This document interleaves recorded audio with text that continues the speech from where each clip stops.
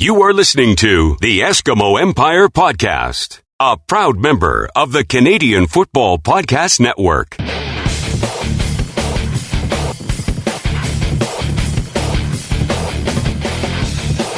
Welcome to the Empire. It's the Eskimo Empire Podcast. Here's Mike Riley, takes the drop, waits and throws, and he's going deep downfield to Darius Bowman. Oh my goodness, what a catch by Darius Bowman. You won't see many better than that. Franklin to Zylstra, touchdown Eskimos. Pressure's coming. Oh, Levi Mitchell goes down. There's a big play for the defense. Somersaults for everybody. Welcome back to the Turf District for episode 99 of the Eskimo Empire Podcast, brought to you by Provincial Sleep Group. Visit psgi.ca and take your sleep quiz today. I am your host, Andrew. Thanks for downloading and having a listen. And as it turns out, we appreciate all of your listens for the last episode for Jed Roberts, as it set a new download record. So make sure you do the same with all of the other great Canadian Football Pod Network shows. You can find them on Facebook under CF Pod Network and Twitter under CF Pod Network. We have lots on this show for you, as we will cover the week that was in the CFL last week, including another nail biter with the Esks, another Eskimo history segment, some Esks news, our pick'ems for this week, and we welcome some amazing featured fans. Joining me as always, though, refreshed from the pod bye week, it is Superfan Mike. How are you, man? I'm doing good. Excellent. Glad you are back. How was the week off, though? Good. I went down to southern Alberta to visit family. Yes. Got to hang out at a rodeo. Ooh. Always a pleasure. Yeah. They might listen. The extravagance that is the Medicine Hat Rodeo is something not to be missed. So, I'm sure. Yeah. Yes, excellent. Now, you were sorely missed, of course, up here, but I was glad you made it back in time for the tailgate this week. Yeah, that was a lot of fun. And Supermom Sue's first tailgate ever, which was fantastic. She did get to show up. She wasn't sure what to expect, especially with the weather was going to maybe be rain and lightning and thunder, and then it was just gorgeous. So yeah, but actually it was a perfect night for football. Right. So, and next tailgate, we have started to set some plans in motion for a little bit of a different setup. Yes. In that we're hoping to do tailgate poutine. Yes, I am very excited for that. Let me tell you. Stop on by. Absolutely. Outside and Gate 6. Exactly. And in a couple of weeks, we will also have our Earthquake shirts in. They should be in that week. So all of you that pre-ordered, thank you very much. And we're very excited to get those out. And we'll try and set up with Quaku to get some of those signed. Yeah, that's going to be great. Yeah, I can't wait. So awesome. So anyway, let's get to our guest this week. Not that I want to cut you off, but this is really exciting. Perfectly fine, yes. This is what happens when we get to 99. Many people likely, of course, know the name as they were the 50-50 winners from a few weeks back, but they were first and foremost Eskimos fans. Welcome to the Turf District, Quentin and Samantha Ebertz. Thank you for having us. Yeah, you did. Absolutely. Okay, good. Yeah, bang on. Excellent. I'm so glad you guys could come in. And I know you guys have been fans for some time. I always want to go back, though, to when you kind of first found football. So who kind of introduced you to the game, and when did you become Eskimo fans? And I know this is a little different for each of you, so you can take turns. Yeah, for me, it's I've been an Eskimo fan since I can't remember. Not really. My parents have been season ticket holders since I think 1973. They were going to games at the old Clark Stadium. So it was still? They still are. Yep. Yeah, okay. Absolutely. Yeah, they still are. So nice. Their name's up in the Jackie Parker room there. Yes. So it's like I said, it's just been a part of my life growing up.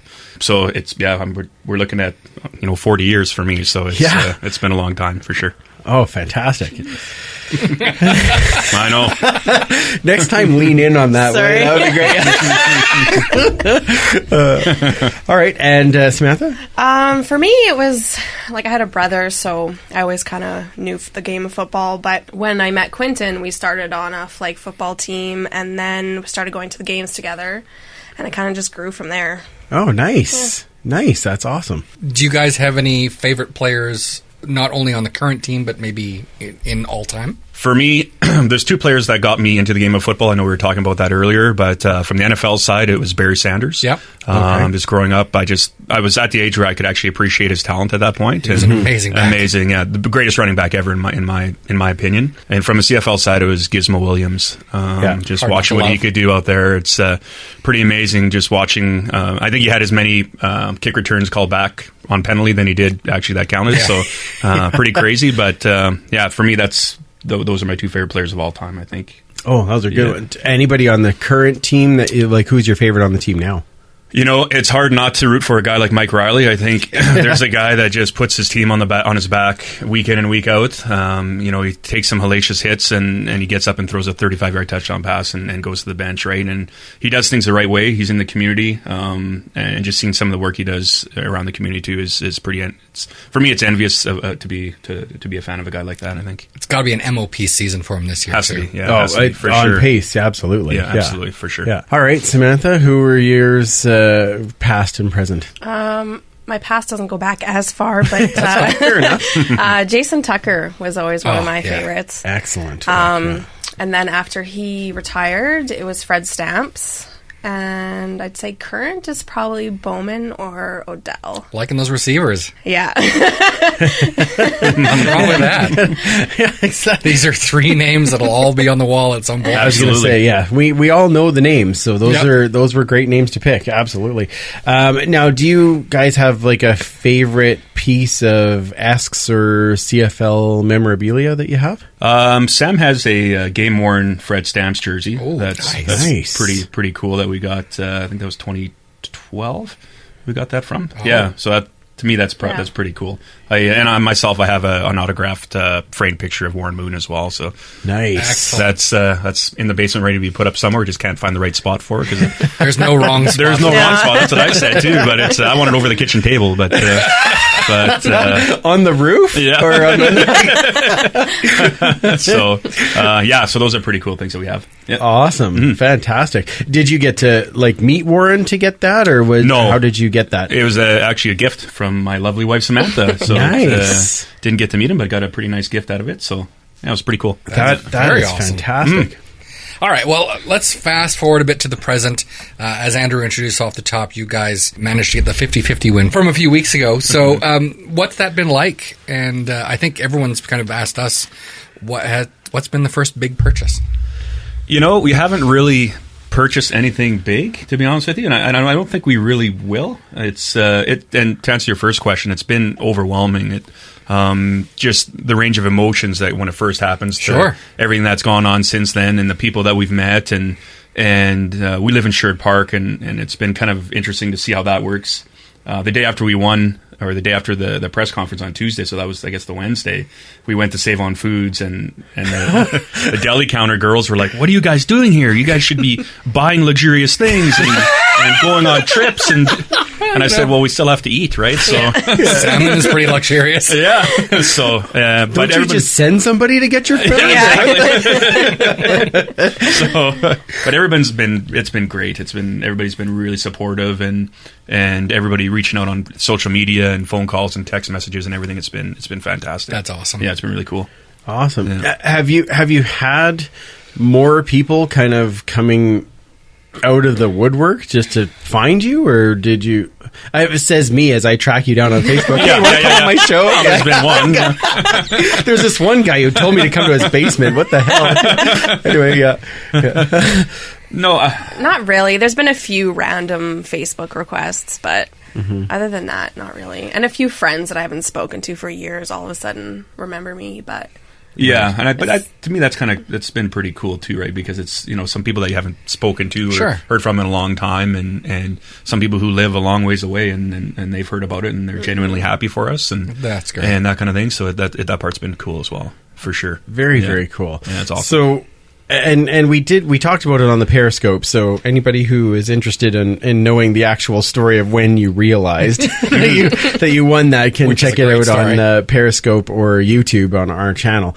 Give us a bit of a story of when you went to get the Czech presentation, because all of us were kind of watching it live, but I couldn't imagine what that would have been like for you two being on it in the middle of it. Yeah, it was it was interesting because it was the Czech presentation was on the Tuesday and the game was on the previous Friday, and then we found out on the Saturday that we'd won. So there's 3 days there that we had to sort of keep it quiet, and which was very hard. Obviously, our families knew, but it was nice it's kind of interesting to watch social media and see all the media outlets trying to figure out who won the 50-50 and all this kind of stuff, and we're just kind of chuckling at home.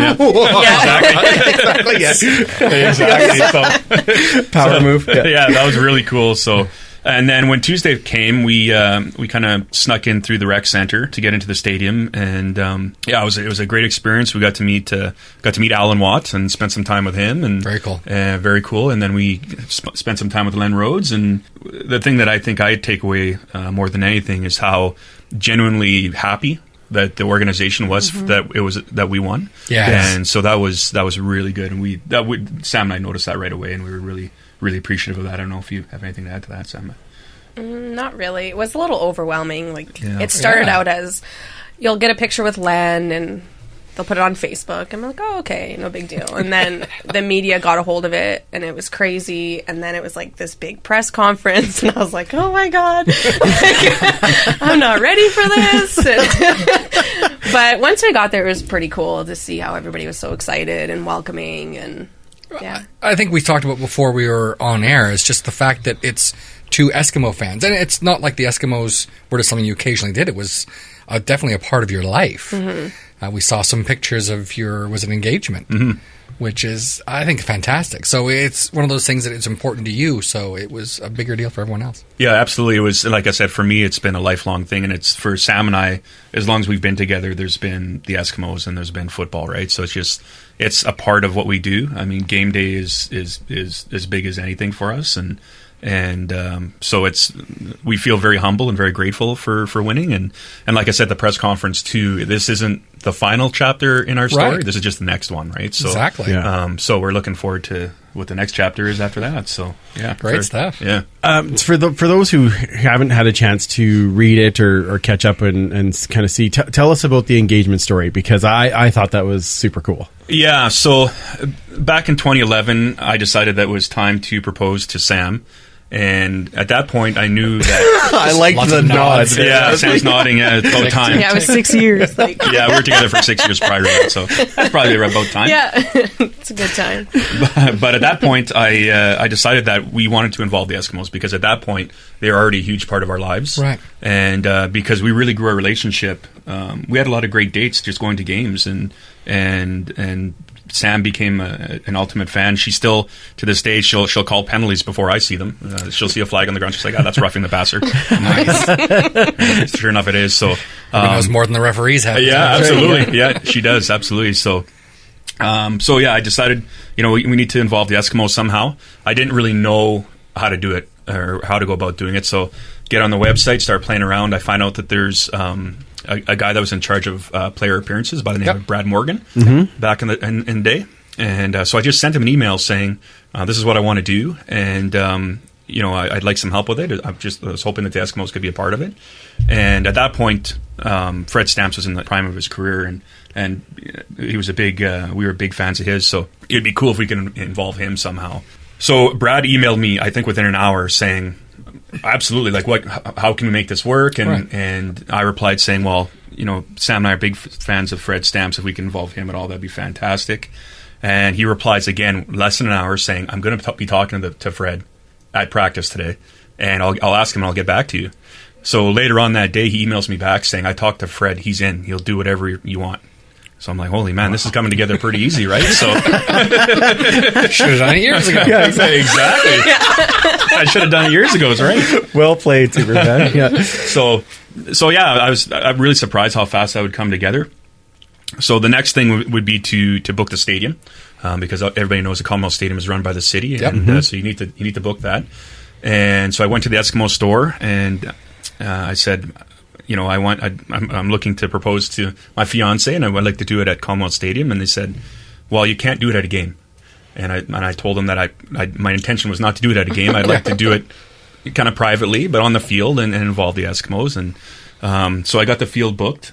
And then we set up another meeting with Brad, just to kind of go over the logistics on how this would work. So the next thing from there would be, how are we going to get Sam to the stadium without her knowing something's up?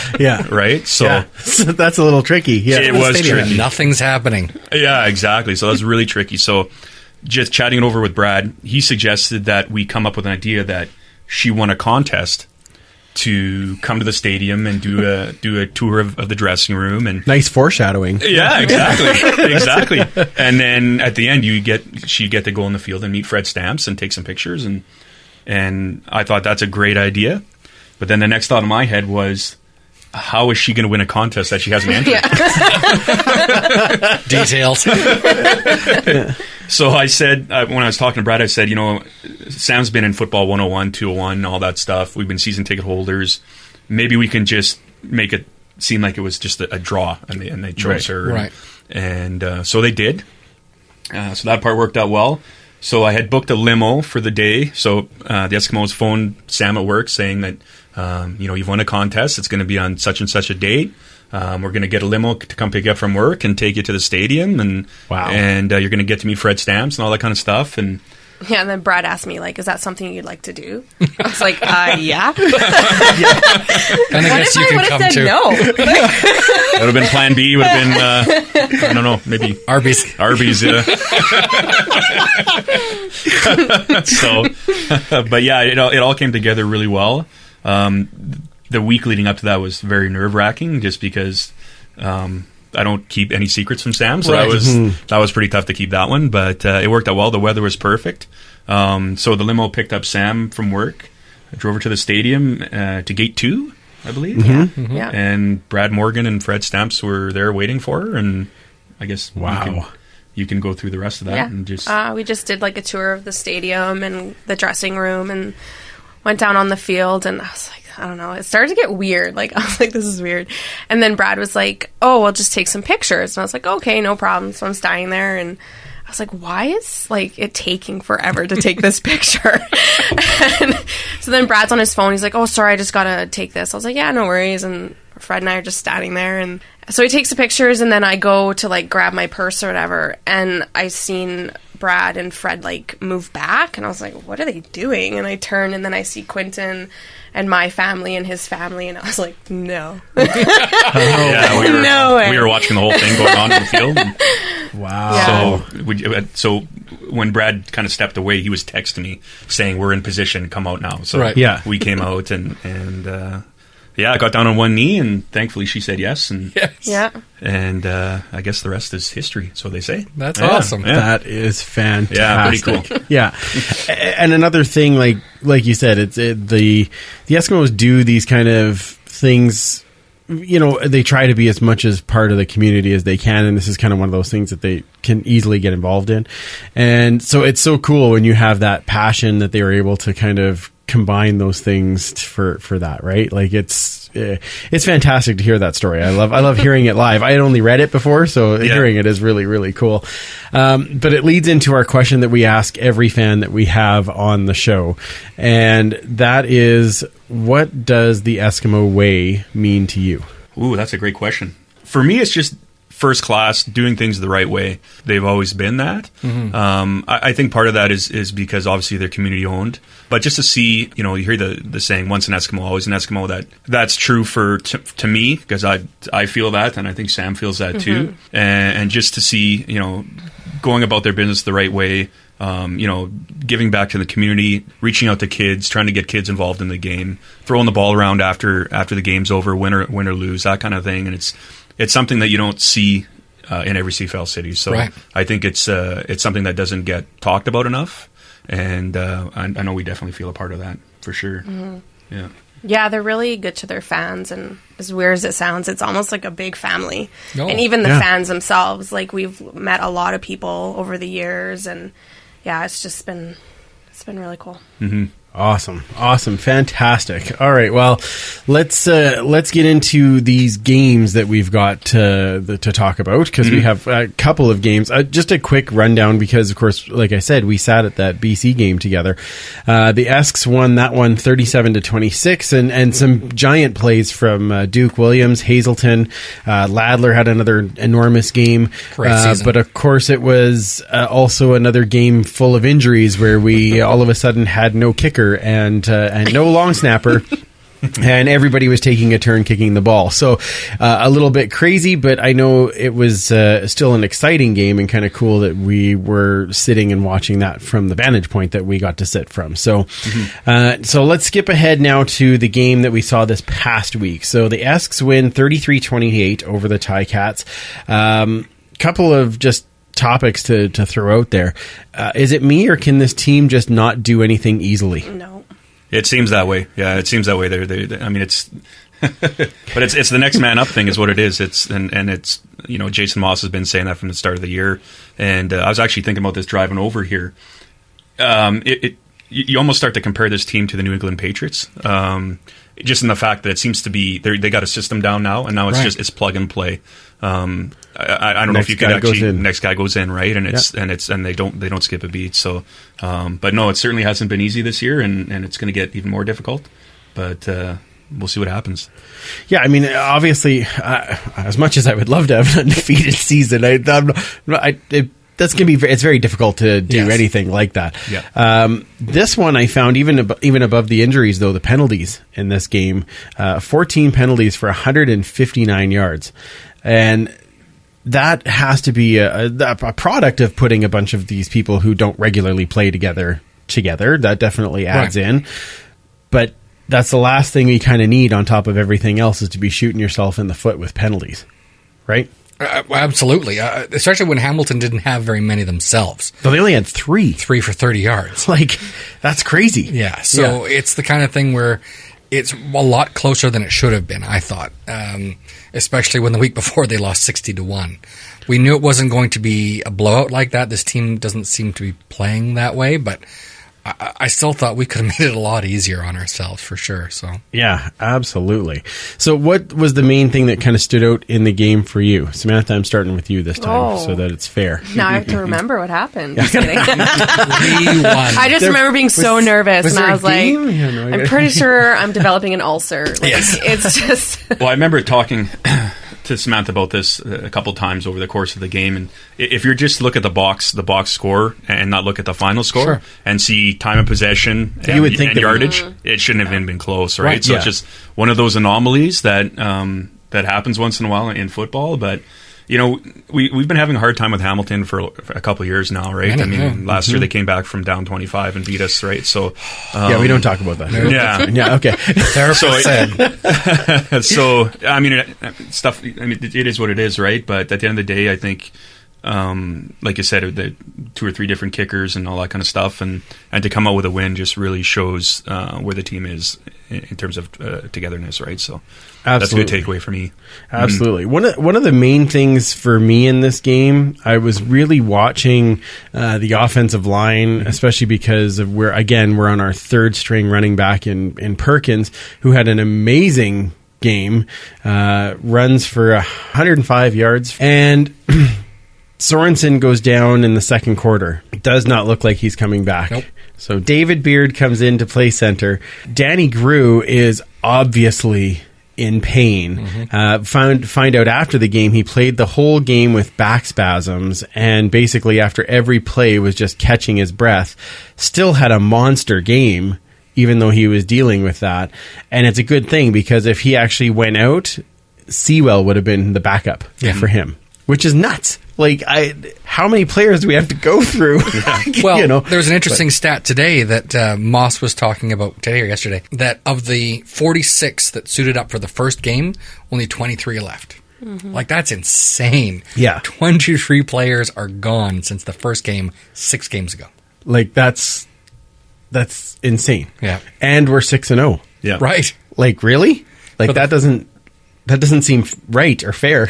Yeah, it's pretty remarkable. I'm all right with that. Right? I'm not complaining. I'm just saying that it's kind of cool. Riley has another huge game. 29 of 38, 317 yards, 2 TDs, another game with no interceptions, and then he ran 2 TDs in himself. Can't really ask for much more than the leader of this team. No, and we said earlier, I think you can't overstate the fact he's the MOP this season, not only for the team, but I think for the entire league.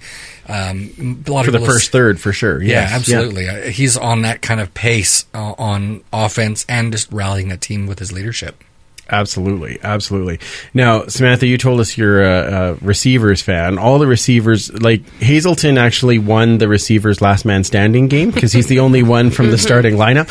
What do you think of Bryant Mitchell? Here he had another big game this He did have a big game. I was going to take him in fantasy, but this guy changed it on me. I did. Last minute substitution. Yeah. Oh, no. Yeah. No, he's doing good. I did win, actually. He's doing good, and Edwards. Yes. Chris Edwards, yes. He had a good game. He did have a great game. Yeah. One of the things, that's funny, we said that in stereo. One of the things with Edwards, and I think we've been saying this all year, he just runs north. Yes. Like there's not a lot of dancing. It's get the ball and just go north. A lot of concept. Love it. Interesting, isn't it? Yeah. Even when he only got 10 yards, I was like, hey, he went north. That's good. Mm-hmm. I'm quite happy with that, right? Absolutely. But and of course, then he had the big, massive return, 51-yard return there late in the game, which really, really helped as it turned out near the end of the game. So that's that was a good pick. The D really stepped up in this game for a lot of it. Hakuna Matata had 2 sacks. Did you know that? Yeah. Malama Shumanga. Yeah, I know. Yeah. It means no worries. Yeah, that's right. Yeah. Bowers had 1, and of course there was, because we're keeping track, this is the second earthquake of the year. Exactly. And what about that celebration after? Did you see that? Yeah, I did. He backs up and Odell pitches him and then he shoots it out of the park. I loved it. Like, that's a fun celly. Yeah. Keep it up there, my friend. That's lovely. Last thing I just want to touch on, and it's interesting because you and I, Superfan, were talking about this earlier today, where Hugh O'Neill had a decent game, but it is interesting. He started slow, but when you think, you understand how much I guess maybe we at some point have taken Sean White for granted, or how much we appreciate having him, when Hugh O'Neill is going out and instead of going, it's within 40, it's all good. It's like, is it going to go? Yeah. It's interesting, right? And just that completely different feel on our Snapping Wins Championships. Well, for a guy that hasn't played in professional football for a couple of years now. So yeah, I think he did well. His first one, not so great. After it was it was a convert at least. Yeah, exactly. That's a good one to get out of the way. Yeah, for sure. But I think he improved as the game went on. So, and he's got a full week of practice after that. So absolutely. Anything else that stood out in the game for you guys? No, like I said, I think it's just the whole next man up. I think that speaks to a lot of the players on the team this year being a part of something that's bigger than themselves. You know, you talk about Guru going out there and playing with back spasms, right? And I think there's a genuine buy-in from everybody, from the 46-man roster to the practice roster to the one in the 6th game. I think everybody, the boat is going in the same direction. Everybody's rowing in the same direction, and you can accredit Jason Moss to that for sure, because I think he's obviously the captain of the ship, and he's got the players buying in and wanting to do it, you know, for the good of the whole, right? So it's nice to see that for sure. I agree. Actually, coaches in general, Mike Benavides right now. Yep. I don't think you can say enough good things about him with the amount of pieces that he has had to move around in that chess game, just in his own team, much less the chess game on the field, has been amazing. I think we're lucky in that his defense is based on the pressure from that front four. Mm-hmm. And we've only had one injury from the front four, and that was Bowers for a game. Yeah. Otherwise, it's still the same front four we've had. Obviously, we had Howard come in for Philip Hunt. Yes. But I don't think anyone's really been injured. So outside of that, the quarterback's the only other position we haven't had an injury. So thanks. Don't say that kind of stuff out loud. Everybody bang on it. Yeah, exactly. Well, the nice thing is, out of all of it, is that we ended up 6-0. So we did. When was the last time that we got to say that, Superfan? 1961 was the last time we were 6-0. That's right, exactly. And I knew you'd know that. Yeah. So for more of Superfan's knowledge, it is now time to go to the Esks History segment. cheer and holler for a mighty famous team. Let's hear you roar, you know what, for a team that's on the beat. Our voices rise up to the skies, the fans are glad to scream. We love those Eskimos. Welcome to This Week in Eskimos History. This week we will talk about some significant Eskimo dates from August 8th to 14th. Looking at some Eskimo-related birthdays in the next week. August 8th, Ted Tully, linebacker and lineman 1950 to 58, and again 1960 to 62 would have been 87. August 10th, friend of the podcast Tom Richards, slotback, kick returner, and now a member of the board of directors 1986 to 1990, turns 53. And on August 13th, Leo Groenwagen, offensive lineman from 1994 to 2003, will be 52. As for current Eskimos celebrating a birthday this week, on August 14th, wish a happy birthday to our own Optimus Prime, Alex Hoffman Ellis. Linebacker 2016 to present will be turning 28 years old. Looking now at some significant passings during this week in history. August 10th, 2016. 1 year ago today, Neil Armstrong, Eskimos head coach from 1964 to 69, passed away at the age of 90 years old. At the time, the oldest living former Eskimo head coach.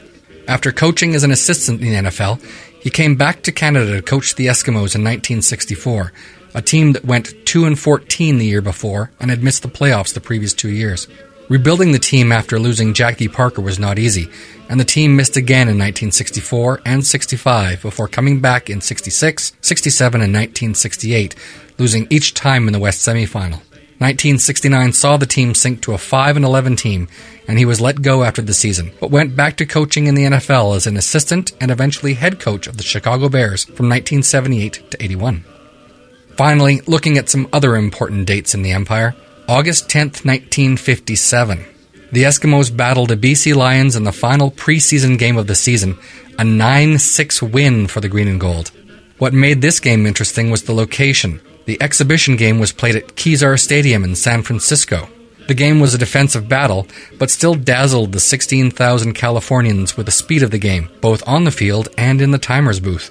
The game was finished in 1 hour and 50 minutes, more than an hour faster than a typical CFL game at the time, and perhaps our own now. Newspapers raved about the game, but unfortunately it didn't seem to take, as it would be another 36 years before Canadian football would venture again to the Golden State with the introduction of the Sacramento Gold Miners in 1993. Lastly, August 11th, 1972. The Green and Gold showed their fans that the trials and tribulations that they had suffered through the 1960s were long gone, and the start of something special was upon them, when the Eskimos came back from a 20-point deficit to beat the Hamilton Tiger Cats 30-27 in front of 21,000 screaming fans at Clark Stadium. The comeback began at the end of the third quarter when defensive end Ron Forwick tackled rookie Hamilton quarterback Chuck Ely in the end zone for a safety touch, making the score 27-9 for the Tabbies.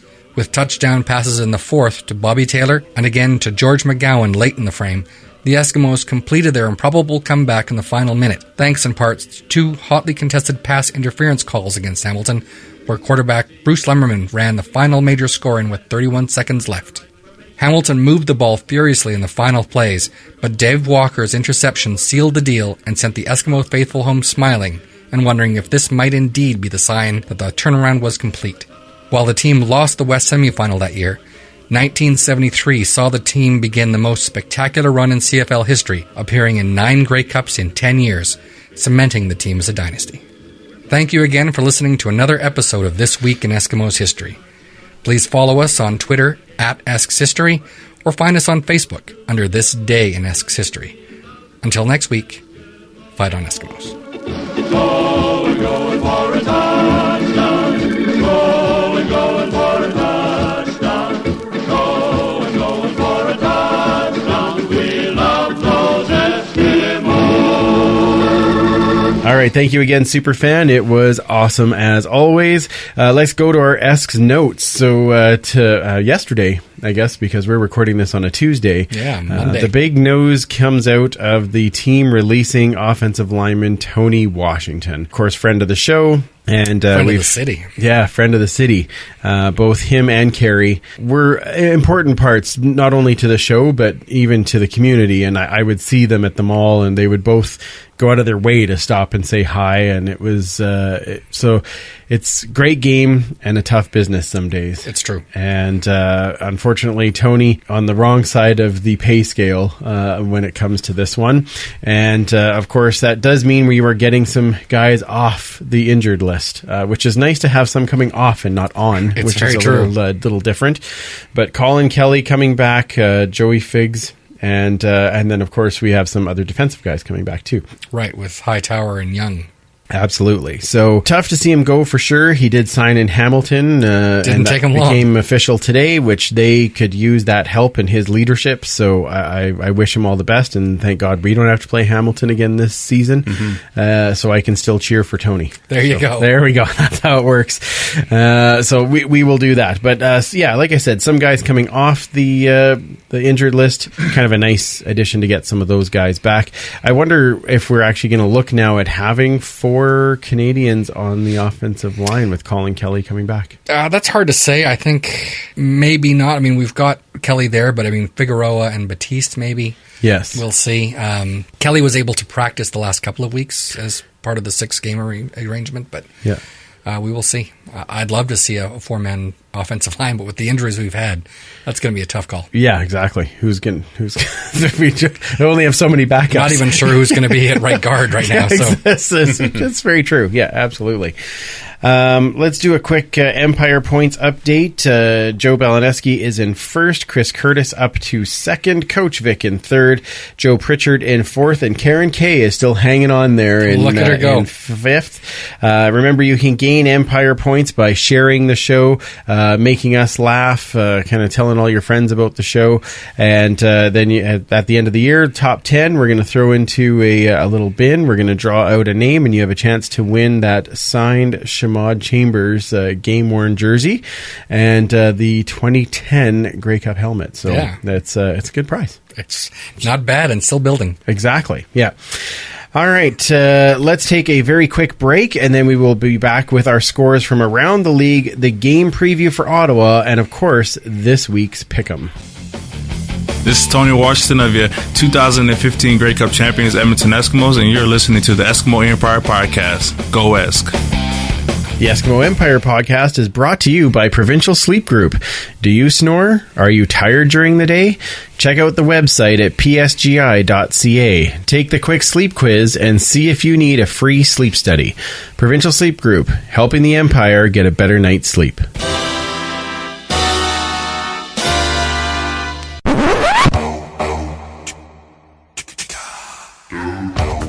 Hey guys, do you know there's even more ways to interact with the Empire online? What? That's right, you can find us on Twitter at EskEmpirePod, on Facebook under the Eskimo Empire Podcast group, on Instagram at EskEmpirePod, and you can also follow us on YouTube under our channel, the Eskimo Empire Podcast. Now, I know you guys like that Eskimo History segment, right? Yeah! You can follow more of that information at Esks History on Twitter, and you can find it on This Day in Esks History on Facebook. Don't forget to share, okay? Okay! Thanks so much for listening. Let's get back to the show.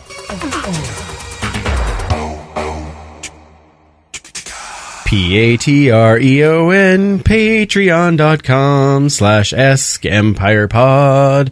Hey, shout out to Chris Curtis that took advantage of the bonus Empire points by singing that lovely Patreon song and posting it on Twitter. I do want to, of course, also say thanks to all of our Hall of Famers, Joe, Jedi, Hippie, Brazilian Ty, and Bill. Bill, it's time you need to get a nickname because everyone else has a nickname in the top 5 there. Well, Joe. I guess Joe, yeah, exactly. But Joe, isn't that kind of a nickname all on its own? It's true. Exactly. Thank you for helping out as always. So as we've said before, there is another way to help the show, and if you could help out by subscribing, leaving a 5-star review, or just sharing the link to the podcast, that would be fantastic. Absolutely. We appreciate all the support to build the Empire. Keep making those videos for 100 Empire points. And that closes next week, because next week we hit the Episode 100. That's right. Now, the Joe Adarius for Autism Watch is continuing, and of course, they are still taking Bryant Mitchell's yards, so it's now up to $39.60, as Mitchell had a massive game this past week, so good for him. And that will be all donated at the end of the year. If you feel like matching that, join Joe and helping out Adarius for Autism. Let's go to our out-of-town scoreboard that is brought to you by SeatGiant.ca, where they have tickets for all CFL games and all in Canadian dollars. Plus, they have concerts, theater, and event tickets as well. Use the code FIRETRUCKER and get a discount and help out the show. So let's go over last week's game, Superfan. Awesome. So we had the Calgary-Toronto game. Calgary definitely owning this one, 41, Toronto 24. Now, interesting thing in that one, Ray hurt early, and they thought he was going to be out long term, and then nope, here he is at the walkthrough the next week. Yeah, so Dave Naylor reported that was going to be 4 to 6 weeks with a separated shoulder, and then had to retract that later on and said his source was maybe jumping the gun a little bit. So just a touch. Yeah, exactly. So good news for Toronto fans. Yes. And this game, probably not such a bad thing he sat out. Yes. It wasn't like it was going to make a huge difference at this particular moment, I don't think, in that one. Calgary's on fire right now. Oh, they are. I mean, was 101 points the offense has scored in 2 games? 2 games. Yeah, they're firing on all cylinders for sure. Absolutely. Must be nice when you have healthy players, hey? Yeah, absolutely. Great. Yeah. They can start, plateauing and maybe sinking in 4 weeks. That would be great. Please. Yeah, I'd be okay with that. Even 3 just to prepare. Yeah. That's right. Yep. All right, our next game, Superfan. Next game up, this one was a tight one. Winnipeg winning a squeaker, 33-30 at the last minute. So 2 weeks in a row, Winnipeg pulls off the comeback kids routine. Mm-hmm. Stupid Winnipeg. Cost me both fire trucking games and pick them too. Yeah, see, I picked them, so. Shut up. Okay, next game. Was there a next game? We can talk about that one tomorrow. So that one was, again, BC just dominating Saskatchewan 30-15. Yeah, they were actually up 30-0 they were. at one point. But in those probably should have been more. Yeah. And the cool thing for me, though, Brandon Bridge comes in, throws a passing TD as a Canadian quarterback. So now we've got 2. I was going to say, 2 this season. That's really cool. Yeah, and of course another highlight reel Deron Carter catch. Yeah, he's doing those a little layout lately, so. Great, he can keep doing them in a losing effort. I'm perfectly fine with that. Yeah, absolutely. There's nothing wrong with that. Yeah. I have zero problem with that. Now, our Esks are on the road this week for a Thursday game at TD Place against the RedBlacks. So let's start with you guys this time. So keys to the game for the Eskimos as they roll into Ottawa. For me, I think it's penalties. I think it's and the mental errors. I think are the big ones. The necessary roughnesses, the offsides, that kind of thing. And I think if they can manage that, keep Trevor Harris on the sidelines. I mean, that's the best defense is a good offense, and I think the rest will work itself out. All right, fair enough. Sam? I agree. Yep, penalties. Penalties? All right. Okay, you're not going to get that easy on the next one, just so that you know. Okay. Superfan, keys to this one? I'd love to see a game where we don't have a catastrophic injury somewhere in the game. So that'd be nice. If we could stay healthy all the way through, I think that's going to help us a lot, and no one has to shift around during the game. That's the key all in itself. It really is. Key to the season would be nice. Yeah, exactly. I think the key to this game, and I think you touched on it already, we need those long drives from the offense to keep their offense off the field. I really, really liked in the Hamilton game where those drives were 10 plays in a drive and 11 plays and 8 plays, just eat up the clock. Yeah. Granted, yes, it did end up being a lot closer than it should have been at the end, but that combination, like you said, penalties and those longer drives, I think are going to be really important. Mm-hmm. And I do think it's going to be really important for that front four to have another monster game. They need to be that pressure on Harris.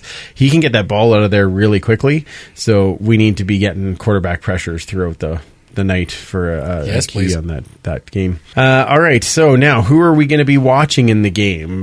Which player are you going to be kind of focusing in on? And I'm asking Sam first, so she has to answer. So what player are you going to watch in this game? Well, I guess that depends who's playing. That is a great answer. That is a great answer. From the ones that you know were playing in the last couple of weeks. You always got to watch Riley. Yeah, see how he reacts to the pressure. And he's got ice in his veins. He doesn't react. Yeah, that's true. He's always awesome. Calm, cool, collective kind of guy. So, yeah.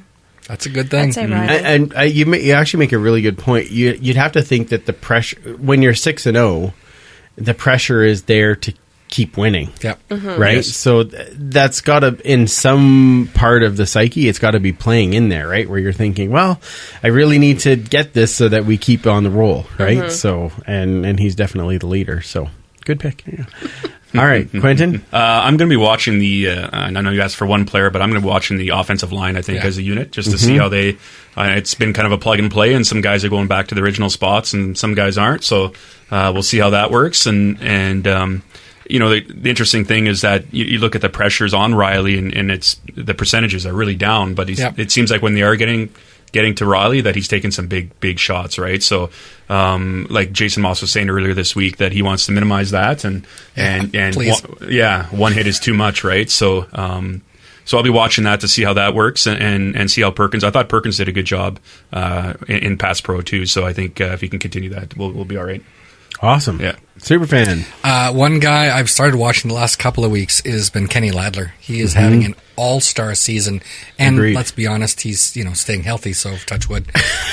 One of the few. One of the few. It's certainly the only linebacker of the starting three that's managed to keep that up. And he's having an absolutely fantastic season. He's getting in his licks. He's getting some pressures. He's making some great knockdowns, interceptions. He's having a monster year, and I'd love to see him continue. All right, excellent.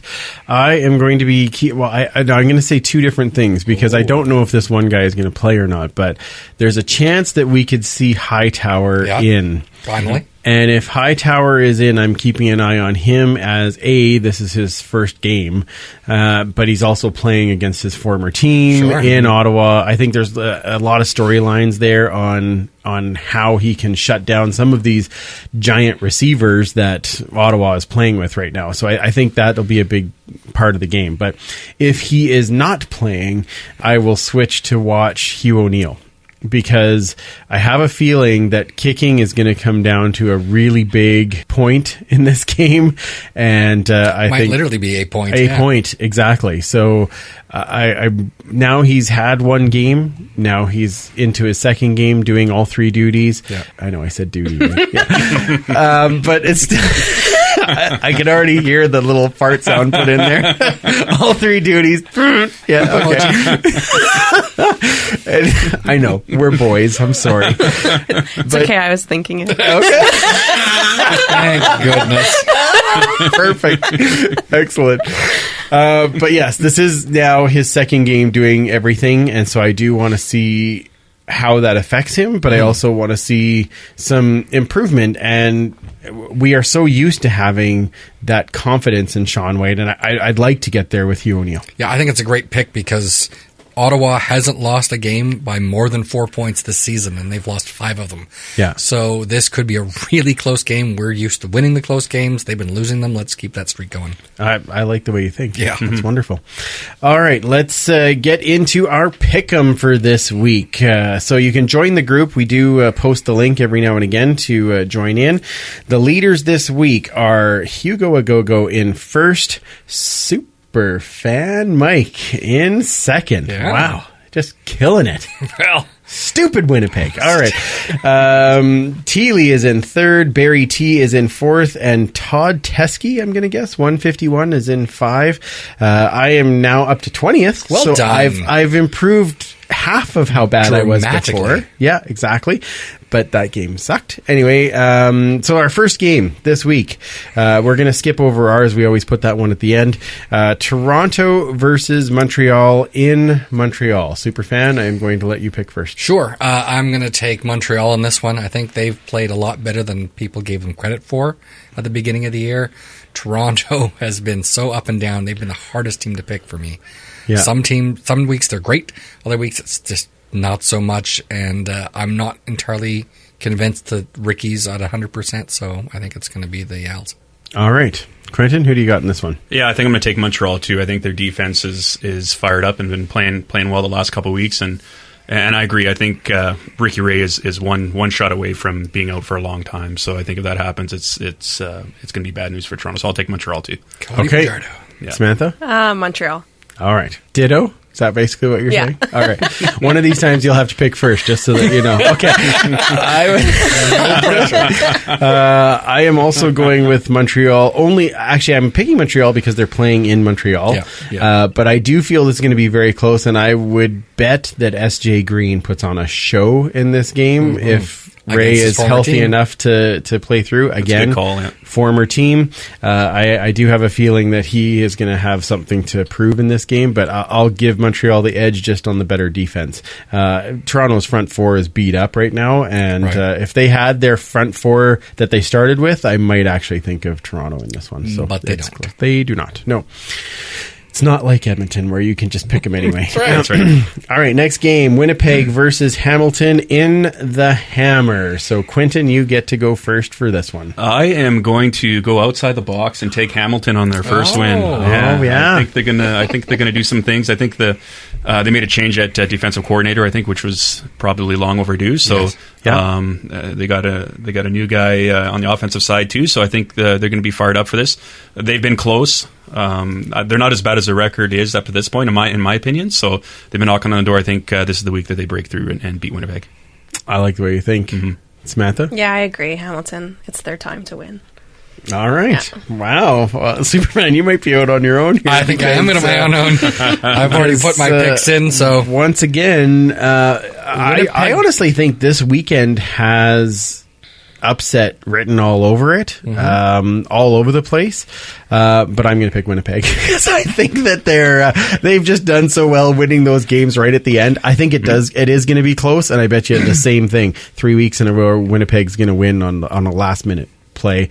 I as much as I am happy either way, I'm going to pick Winnipeg. Ditto. No. Yeah. Your voice wasn't high enough. No, it's that's right. I'll just superimpose. I'm editing all this stuff. That's awesome.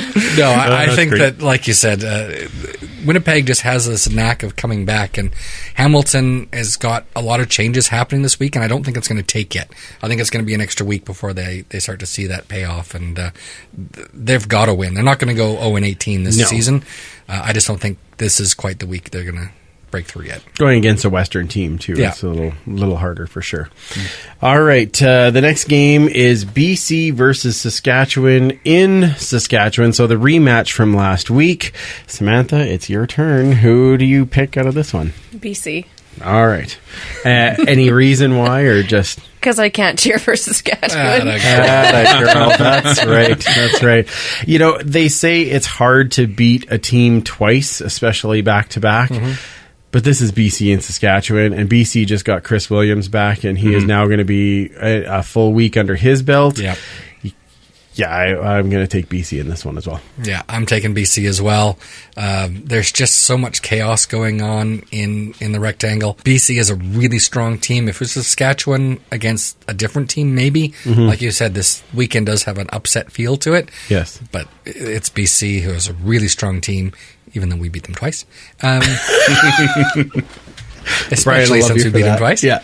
I think it's going to be the BC Lions. All right, Quentin. Yeah, I like BC too. I think, like you said, the addition of Chris Williams, their receiving core is second to none. It's they're high powered. Well, second to at least one. Yeah, second to us for sure. For healthy, absolutely.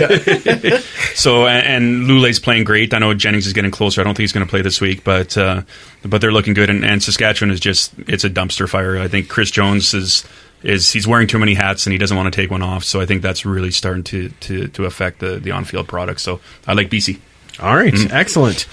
And now we have the Eskies versus Ottawa. Because there's four of us, I get stuck picking that game first. In Ottawa. Now, the Eskimos have had not a lot of their last two trips there, they lost. That's correct. But I believe this team is just finding ways. I just can't find a way to pick against them because they're just finding ways to pull things out. Oh my. And I think that pull and pray. Oh my.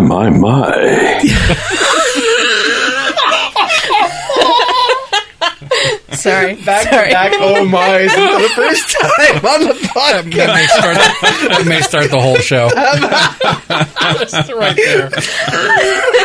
Oh my! All right. Yeah, I can't go against them. They're finding ways. So I am going to say that the Esks win a squeaker here in Ottawa. I'm going to agree with you. I went back and forth on this one the last couple of days. Ottawa is definitely better than their record. Like I said, they've lost every game by 4 points or less. Yeah. And obviously they had the tie. They're going to start winning these games. I just don't want it to be this week. Yeah. And as long as you've got Mike Riley, you've got a chance, and he'll just put this team on his back if he has to, and he's going to drag us across the finish line. Yeah, I think so. Quentin? Yeah, I think Ottawa's they've been close all year long. I think they could have at least 2 or 3 more wins than they do if a couple bounces went their way. But I agree. I think it's almost impossible to bet against the Eskimos the way they're buying in and all playing together. And I think with Riley at the helm, they're tough to bet against for sure. So I'm going to take the Eskimos. I think it's going to be a close one, but they're going to pull it out. All right. Yeah. And Samantha? I agree. It won't be easy, but I think the Eskies can do it. All right. Yeah. Excellent. Well, don't forget, now, are you guys playing the CFL Fantasy as well? We are. Yes, we are. The TSN one? We do DraftKings. We do DraftKings. Oh, okay. Nice. Okay. Yeah. Excellent. Yeah. Have you had Stick a little with Mitchell luck with this that? week. Yeah. Stick with Mitchell. I won last week, which was nice. Good for you. Wow. Yeah, Jeez. she you guys are on a roll. She does pretty good, yeah. Oh, man. Yeah. Just rub something in the room. It'll help if you wouldn't mind. Oh, my. Wow. The wall. Anyway, okay. Thank you. There Appreciate that. All right. Well, okay. I mean, I had a decent week last week. Not massive, but we're starting to get a little bit of shuffle going on there at the beginning. So N Hodge is still in the lead. DK22 is in the second. Andre Boisvert, I'm guessing. That sounds good. I'm trying to do French there. Is in third, and I bounced down to fourth by a couple of points this past week. So join us, the Eskimo Empire Pod League, or of course the Canadian Football Pod Network League. In that one, you get to go against all of your other favorite podcasters. Like I said off the top of the show too, check out the Canadian Football Podcast Network Facebook page as well, because all of the links to all of the shows get posted there as well. All right. Well, thank you guys for coming in for the show. This was a lot of fun. I hope you guys had a lot of fun. Yeah, thank you for having us. Thanks for having us. We had a great time. Thank you. Tell everyone where they can find you on social media, all those things, if you so wish to be found, I guess. At this point, you have the right to decline. But where does everybody get in contact with you? Facebook, Twitter, Instagram. Yeah, we're on pretty much all three. Yeah, I think it's just at Samantha Ebertz. Yeah, mine's at Q Ebertz for Instagram. So yeah, okay, absolutely, you bet. Awesome, perfect. Yep. Superfan. They can find me at 56 Parkies or the history at Esks History. Absolutely. And you can find me at Free Policious. Of course, the show at Esk Empire Pod, which is mostly me anyway. So thank you again for downloading, as without you, there is no Empire. Thanks again to Provincial Sleep Group for sponsoring the episode. Check out the new Facebook page for more sleep information, and the website psgi.ca for the quick sleep quiz. The show is back next week for episode 100. Ooh. Oh my, Hard to there's believe lots of surprises to come, and we are going to have a celebration for that. I'm trying to figure out the Periscope, actually. It should be quite fun.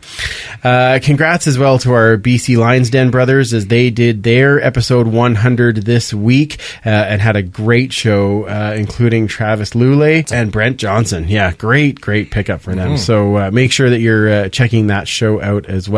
So is it nice to have some guys actually coming off the injured list? Absolutely. Will Ladler keep his pace as one of the top defenders in the league? Absolutely. And are we ready to vanquish the Snow Angel memories and move to 7-0 with a win at TD Place? Absolutely. For Quentin, Samantha, Superfan Mike, I'm Andrew. Remember, you can't catch footballs with your face, and we will absolutely talk to you next week. Thanks for listening. Find more great shows like this at CF Pod Network on Twitter.